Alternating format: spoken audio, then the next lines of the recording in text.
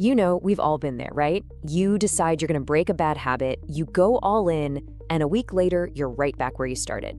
But what if I told you the reason we fail has nothing to do with willpower, but everything to do with our strategy? Today, we're going to dive into this really powerful Japanese system for change, and we'll do it through the story of one man's incredible transformation. Let's get into it. This right here, this is the whole thing in a nutshell. This one sentence from a very wise doctor just nails why so many of our best intentions completely fall apart. We go way too big, way too fast, and we just burn ourselves out. But there is a different way, a slower, quieter, and way more permanent path. You know, every great story of change really starts with some kind of crisis moment. But for the guy in our story, Christopher, that moment wasn't just a wake-up call. It was him stuck on all fours, literally unable to stand up. So let me introduce you to Christopher. He's a stock manager, a husband, a dad of two, and his life was, well, it was probably pretty familiar. Long days at work, exhausted weekends on the couch. His health was always something he was going to get to later. And like so many of us, after tons of failed diets and gym memberships he never used, he just kind of quietly gave up. And then, one day, his body just said, nope, we're done. He was just trying to get a ball for his son. He bent down and he couldn't get back up. He just didn't have the strength in his own body to stand. His neighbor had to come out and help him to his feet, all while his 9-year-old son just stood there, watching. That was it. That was rock bottom.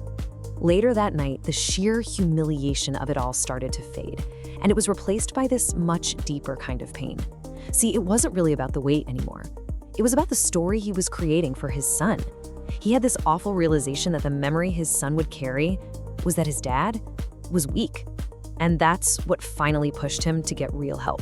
So, totally desperate, Christopher gets referred to this really unconventional doctor, a Dr. Yamamoto. And he didn't offer a prescription for pills, but a prescription for a whole new way of thinking.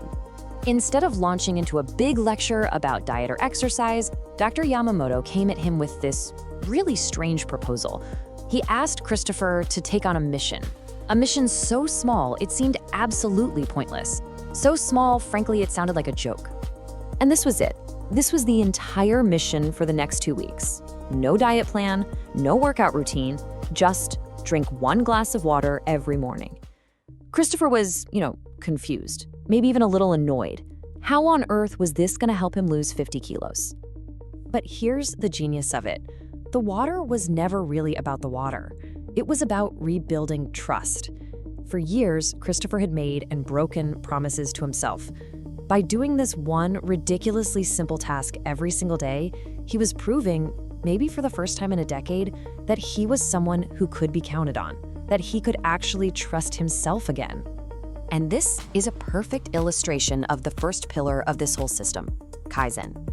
It's the Japanese philosophy of continuous improvement, but through these tiny, incremental 1% changes. The idea is you don't try to climb the whole mountain tomorrow. You just take one single, manageable step. So after 2 weeks of success with the water, Christopher was ready for more. And Dr. Yamamoto slowly started to show him that this wasn't just about a few small habits. It was about a complete, interconnected system for how to live your life. The next step was just as simple. The doctor told him to put only half the food on his plate that he normally would. And this was Christopher's introduction to hara hachibu. The idea is that it takes about 20 minutes for your stomach to signal to your brain that it's full. So by eating less, you give your body a chance to catch up, and you naturally learn moderation without feeling deprived. Then, Dr. Yamamoto asked him a really important question. He asked why Christopher was doing all of this. And the real reason wasn't to lose weight. That's a goal. The real reason was to see his kids grow up, to be an active part of his family's life. And that is Ikigai. It's your reason for being. It's that deep, powerful purpose that keeps you going when your daily motivation just isn't there. And this table right here shows you how it all locks together. It's a complete system. You've got your Ikigai, which is the why, that's your fuel. Then you have Kaizen, which is the how, your 1% daily improvements.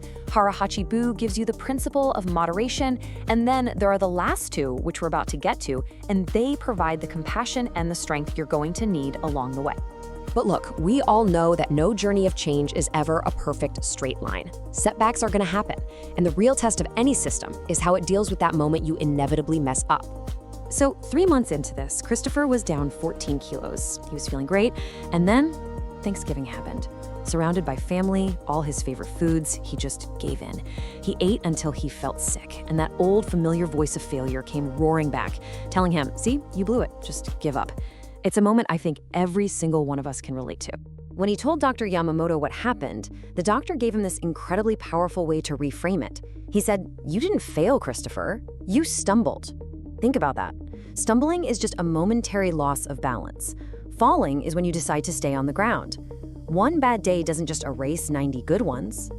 And this is exactly where the philosophy of wabi-sabi comes in. It's this beautiful, profound idea of finding the beauty in things that are imperfect. This philosophy is what gives you the compassion to forgive yourself for not being a robot. Your journey isn't ruined because of one stumble. That stumble is just part of the story now. And finally, we have Gambaru. This is all about strength and perseverance. It teaches that real strength isn't about never, ever falling down. Real strength is about your commitment to always, always getting back up. The morning after that Thanksgiving dinner, Christopher still got up and drank his glass of water. He still went for his walk. That was Gambaru. So over the next 18 months, Christopher lost 52 kilos. But the real change wasn't what you could see on the scale.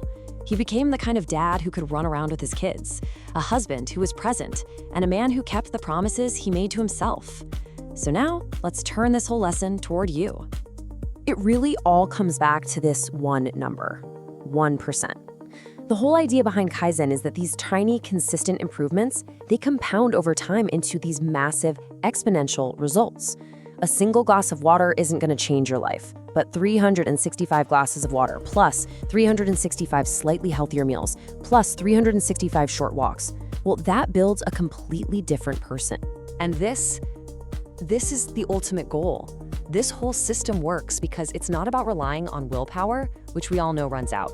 It's about slowly, step by step, building a new identity. Christopher stopped being a fat guy trying to lose weight, and he just became a guy who takes care of himself.